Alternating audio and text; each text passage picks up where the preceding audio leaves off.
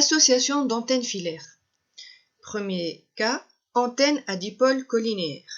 Comme vous le voyez sur cette image, on aperçoit donc une association d'antennes dipôles verticaux, alignés et espacés d'une égale distance.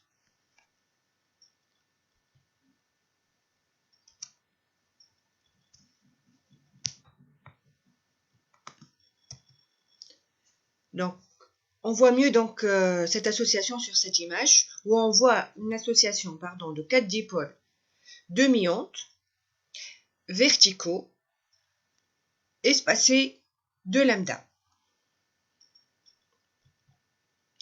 On comprend mieux, comme on fait d'habitude, en étudiant des fiches techniques. Donc la première fiche technique à gauche concerne une antenne dipôle demi-onde.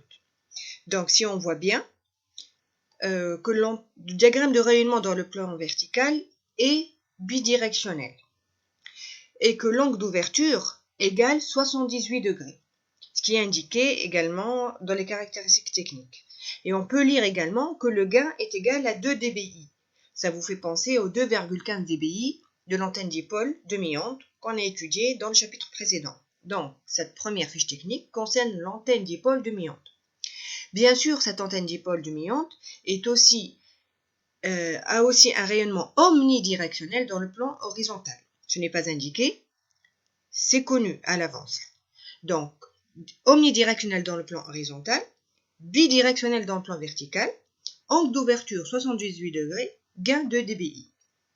On passe à l'antenne omnidirectionnelle à 2 dipôles. Ça veut dire que sous cet emballage, il y a 2 dipôles demi-ondes espacés de lambda, comme vu dans le schéma précédent. Il y en avait 4, là il y en a 2. Qu'est-ce qu'on voit?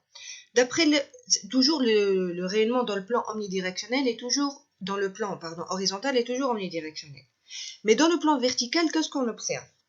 On observe que le rayonnement est toujours bidirectionnel. Il y a 2 angles de rayonnement maximal, toujours à 90 et moins 90 degrés. On observe également que l'antenne est plus directive. L'angle d'ouverture est plus faible. Il est devenu égal à 30 degrés. Même si on lit dans les caractéristiques techniques, on observe bien que l'angle d'ouverture est 30 degrés. Et le gain, il va augmenter, il va diminuer. Logiquement, puisqu'elle est plus directive, et donc le gain va augmenter. C'est bien confirmé en lisant que la valeur du gain égale 5 dBi. On passe à notre exemple, maintenant à gauche, d'une antenne à 4 dipôles demi-ondes. Le rayonnement dans le plan horizontal est omnidirectionnel. Dans le plan vertical, qu'est-ce qu'on voit? On voit toujours un rayonnement bidirectionnel, avec un angle d'ouverture plus faible, de 17 degrés, comme vous observez. Et le gain, il a augmenté encore. Il est passé à 8 dBi. On passe maintenant à notre fiche technique concernant une antenne à 5 dipôles collinaires. Là, on augmente le nombre de dipôles demi-ondes. L'angle d'ouverture a baissé encore. Il est égal à 7 degrés. Il y a une faute de frappe dans les caractéristiques. On va dire 7 degrés. Le gain, il a encore augmenté de 9 dBi. Donc, qu'est-ce que vous concluez à partir de ces 4 fiches techniques? Plus le nombre de dipôles demi-ondes collinaires augmente, plus l'angle d'ouverture va baisser et plus le gain va augmenter. Le type de rayonnement reste le même, omnidirectionnel dans le plan horizontal, bidirectionnel dans le plan vertical. Donc en fait, sans utiliser aucune équation, on remarque que plus on augmente le nombre de dipôles dans une association collinéaire, plus on va augmenter le gain.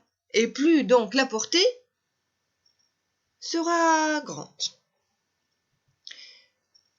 Ici, pour simplifier, on considère l'association de 2 dipôles demi-ondes, espacés d'une distance h qui est égale à, on prendra égal à lambda.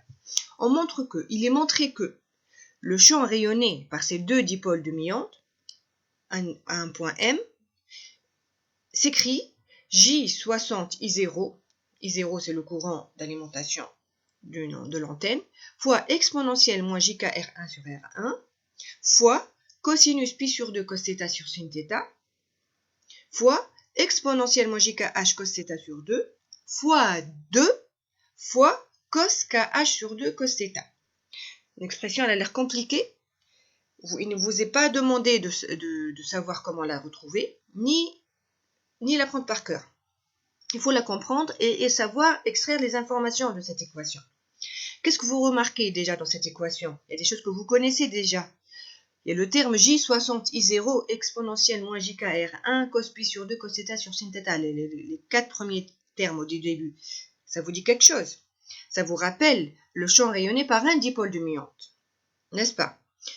Les termes d'après, les trois termes d'après, l'exponentielle, le x2 et le cosinus KH sur 2 cos θ, c'est un terme qui a été provoqué, engendré, par le fait d'avoir utilisé deux dipôles de muante espacés de H. Vous voyez le x2, parce qu'on utilise deux dipôles de muante. Vous voyez, il y a le terme H dans l'exponentielle et dans le cosinus. Ce H, c'est la distance entre les deux dipôles. En fait, ces trois termes ensemble, ce qu'on appelle le terme de la mise en réseau de deux dipôles de muante. Alors, pour déterminer la fonction de rayonnement en champ f de d de θ, comment on fait? C'est le rapport du module E de d sur le module E de d max, n'est-ce pas? Donc, vous savez le faire, module de j égale à 1, module de l'exponentielle moins jkh cos θ sur 2 égale à 1. Ensuite, on fait le rapport des constantes 60I0R1 sur 60I0R1, ça simplifie. Qu'est-ce qui reste? Il restera ce terme-là que vous voyez devant vous en valeur absolue.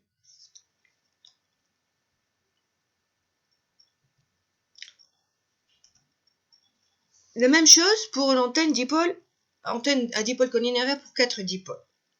Je vais passer tout ça, on regarde juste la fonction de rayonnement en champ. Qu'est-ce qu'on voit? Elle est formée par trois termes. Le premier terme, c'est cos pi sur 2 cos θ sur sin θ. C'est quoi ça?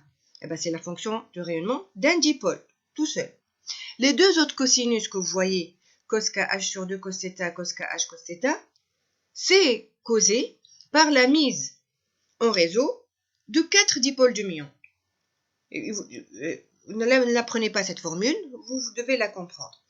Juste monter une ligne au-dessus, qu'est-ce que vous voyez? Vous voyez l'expression du champ E4D, et je ne vous la lis pas, vous la regardez vous-même. Qu'est-ce que vous voyez dans cette ligne? Vous voyez le chiffre 4.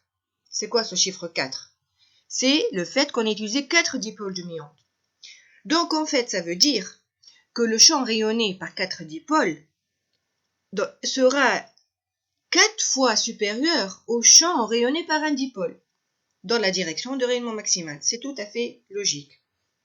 Si on revient à la dipôle précédente, la même chose, le champ rayonné par 2 dipôles de muante sera le double de celui rayonné par un dipôle de muante. Donc, on a dit que les dipôles de muante pour une antenne à dipôle collinaire sont espacés de H égale lambda. Donc, dans l'expression précédente, ici, on va remplacer le H égale lambda et H égale lambda. Et vous le faites, vous prenez une feuille et un stylo, vous remplacez H égale H par lambda et K, ce qui est la constante de propagation, par K égale 2pi sur lambda. Si vous remplacez, faites-le s'il vous plaît, vous retrouvez cette expression de la fonction de rayonnement en champ. Donc, ce qui est intéressant à savoir, ce qu'on a vu dans les fiches techniques, on a vu que le rayonnement maximal, il y a deux angles de rayonnement maximal. On a vu que c'était plus ou moins pi sur 2. Alors, s'il vous plaît, prenez une feuille et un stylo et remplacez θ max par pi sur 2. Donc, écrivez f de 4d de pi sur 2 égale, et remplacez θ par pi sur 2. Donc, le premier c'est égal 1 sur 1. Cos de pi, cos pi sur 2 égale à 0. 0 fois pi, 0. Cos de 0, 1. Cos de dpi, cos pi sur 2. Cos pi sur 2 égale 0. 0 fois 2pi, 0. Cos de 0, 1. 1 fois 1 fois 1 sur 1 égale à 1. Donc f4d de pi sur 2 égale à 1. La même chose pour f de kd de moins pi sur 2. Donc, f kd de moins pi sur 2 égale à 1. Donc, on a vérifié que θ max égale plus ou moins pi sur 2. Donc, il y a deux angles de rayonnement maximal. Donc, rayonnement bidirectionnel dans le plan vertical, ce qu'on a vu dans les précédentes fiches techniques.